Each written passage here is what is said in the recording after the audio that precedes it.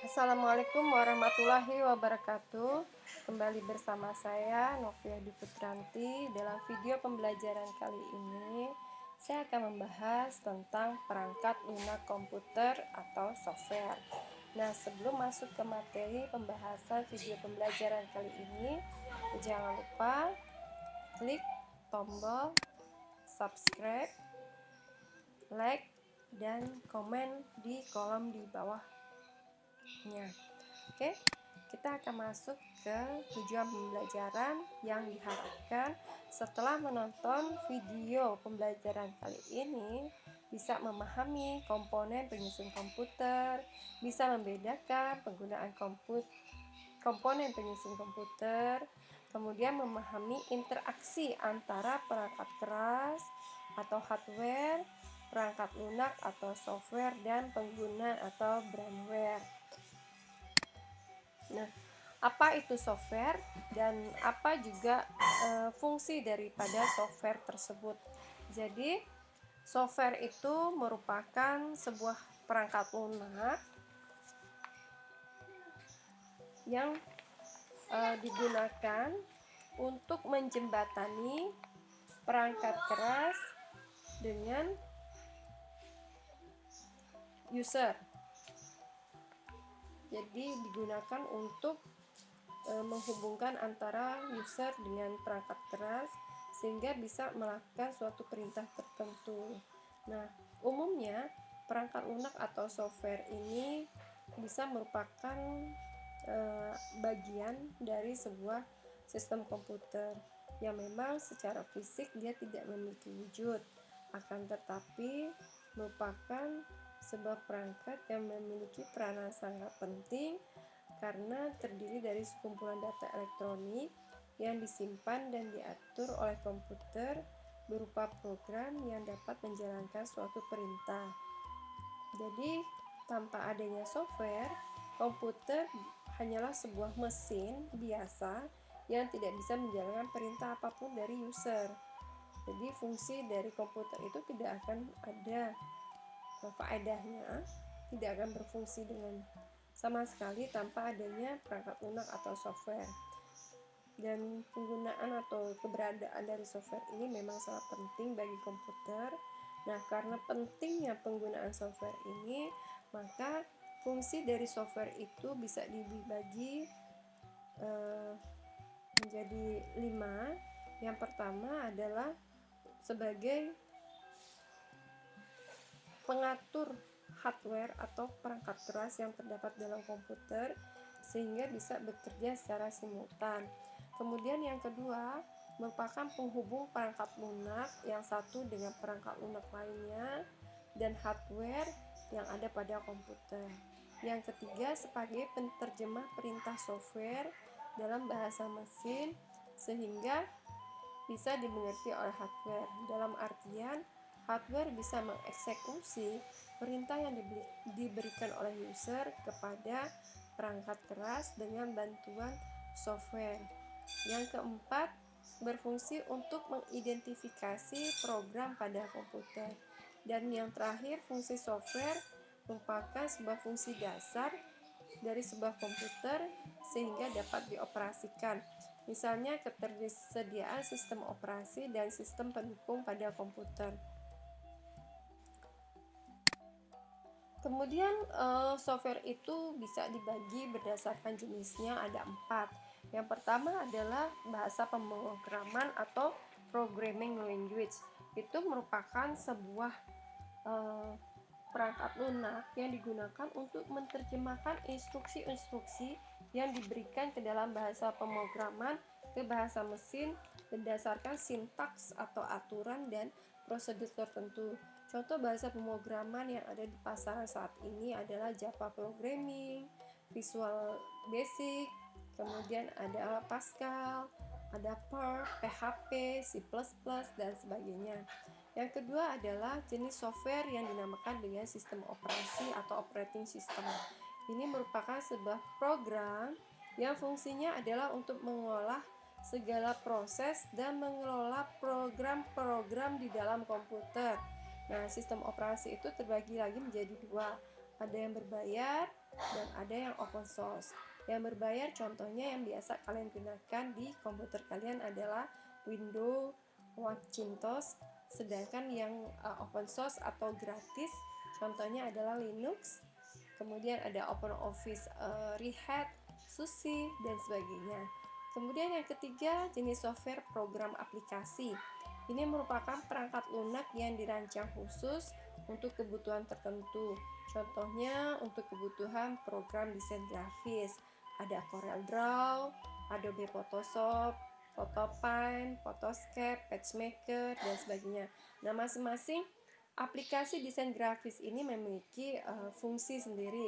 Contohnya CorelDRAW, dia merupakan aplikasi desain grafis yang berbasis vektor. Artinya, file yang dihasilkan size-nya tidak besar, tapi resolusinya tinggi. Cocok digunakan untuk membuat skenario dari komik atau film kartun. Yang berikutnya kayak Photoshop. Nah, itu seperti Photoshop itu digunakan untuk mengedit foto, misalnya foto-foto selfie kalian. Resolusinya memang rendah dibanding dengan CorelDRAW, tapi warna dan tekstur yang dihasilkan itu jauh lebih menarik. Dan kelemahannya file size-nya memang sangat tinggi. Kemudian yang keempat adalah program bantu atau utility. Nah, mungkin kalian pada saat menghidupkan komputer kalian tidak pernah memperhatikan ada aplikasi atau software yang sangat berperan penting pada saat kalian ingin melakukan scanner, melakukan kompres data atau file, kemudian juga untuk membagi atau mempartisi hard disk menjadi bagian-bagian lebih kecil yang memudahkan kalian. Tentu saja pada saat kalian ingin membuka file yang tersimpan dalam aplikasi tersebut lebih cepat ketimbang kalian harus membuka atau hardware ini membaca semua bagian dari hard disk, ya kan? Bayang kalau hard disknya 1 tera kalau tidak dipartisi. Kalau misalnya dipartisi, setiap partisi menjadi beberapa direktori, misalnya satu partisi hanya 100 MB, berarti dia hanya mencari di partisi tersebut di mana file tersebut disimpan, dan dia hanya mencari di antara 100 MB. Jauh lebih kecil dan durasi waktunya lebih cepat. Kalau dibandingkan distribusinya, software ini terbagi menjadi 4, bisa dikelompokkan menjadi 4. Yang pertama ada shareware, freeware, free software, dan software berbayar. Apa itu shareware? Nah, shareware itu merupakan sebuah program terbatas didistribusikan baik sebagai demonstrasi maupun versi evaluasi dengan fitur atau fungsi terbatas atau menggunakan batas waktu yang ditetapkan. Misalnya 30 hari, 60 hari. Dengan demikian, memberi kesempatan kepada pengguna atau user untuk menguji produk tersebut sebelum membeli, kemudian menginstalnya di komputer dengan versi yang lengkap dari program yang sudah dibeli. Nah, misalnya kalau misalnya kalian menggunakan aplikasi shareware, nanti itu kan ada proses trialnya, itu biasa 30 hari. Berarti nanti kalau sudah melewati batas waktu 30 hari, sudah masuk ke batas hari ke-31, berarti kalian harus membelinya. Kalau tidak, dia biasanya terkunci atau di-lock oleh aplikasi itu sendiri secara otomatis. Kemudian yang kedua ada freeware. Freeware ini merupakan perangkat lunak komputer, memiliki hak cipta, tapi dia gratis digunakan tanpa ada batasan waktu. Perbedaannya dengan shareware ini yang mewajibkan penggunanya membayar, freeware ini tidak. Jadi dia gratis, tidak ada biaya tambahan sama sekali. Contohnya ada Mail Client dan Mozilla News yang didistribusikan di bawah GPL, Free Software. Kemudian ada free software yang ketiga. Free software ini tidak serta-merta berarti dia bebas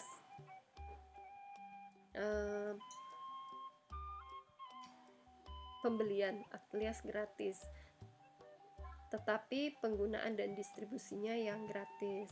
Dia tetap beli, pada saat penggunaan dan distribusinya saja yang gratis. Kemudian keempat adalah software berbayar.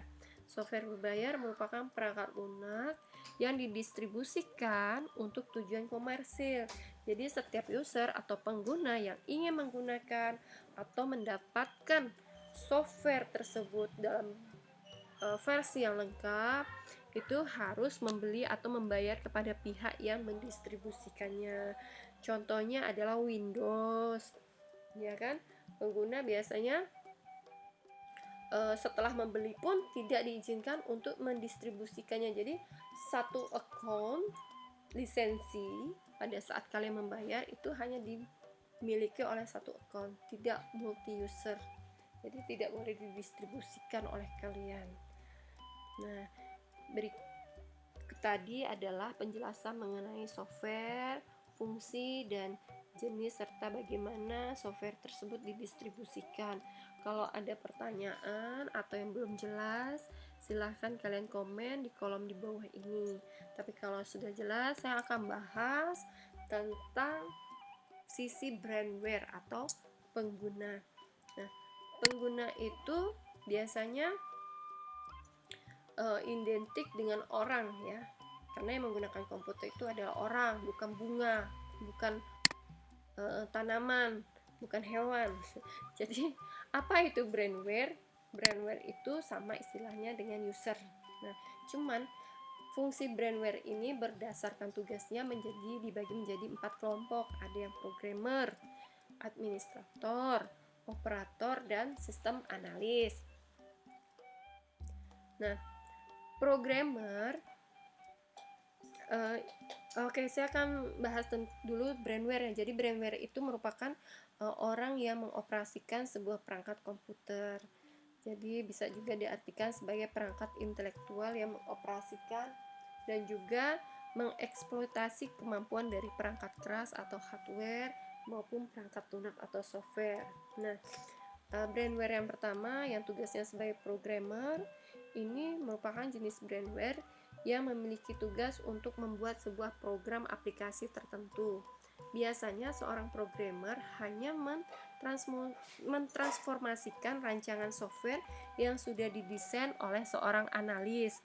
Kemudian yang kedua ini adalah administrator. Jadi administrator ini merupakan orang yang bertugas untuk melakukan pengamanan dan penjagaan terhadap sebuah sistem. Administrator dari sebuah sistem server komputer wajib melakukan tugas penjagaan secara full time. Kenapa?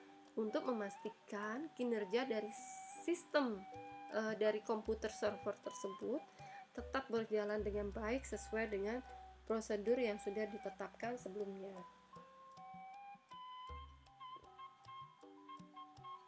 Jika terjadi permasalahan dengan komputer server, yang bertanggung jawab terhadap permasalahan ini juga adalah tugas dari administrator.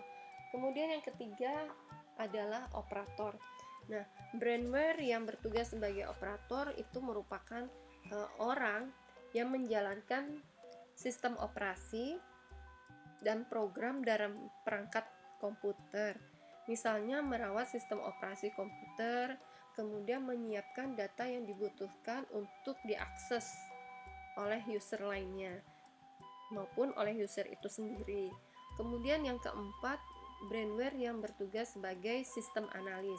Jadi sistem analis ini merupakan orang yang bertugas melakukan pengamanan lapangan dan rancangan terhadap sistem yang akan dibangun oleh programmer, sehingga programmer tidak serta-merta melakukan pembuatan perangkat lunak sendiri.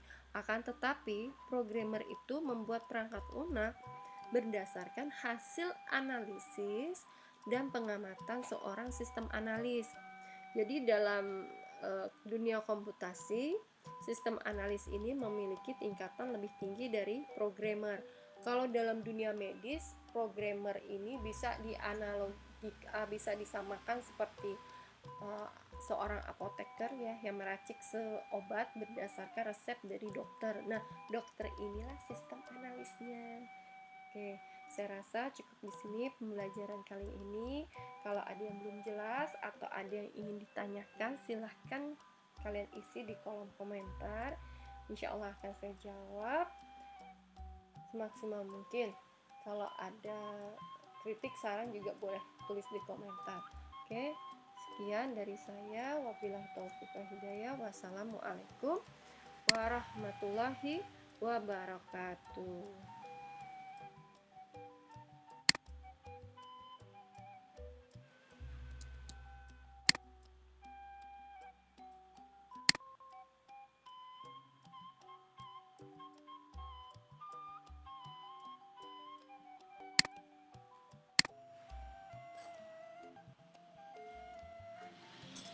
Ya.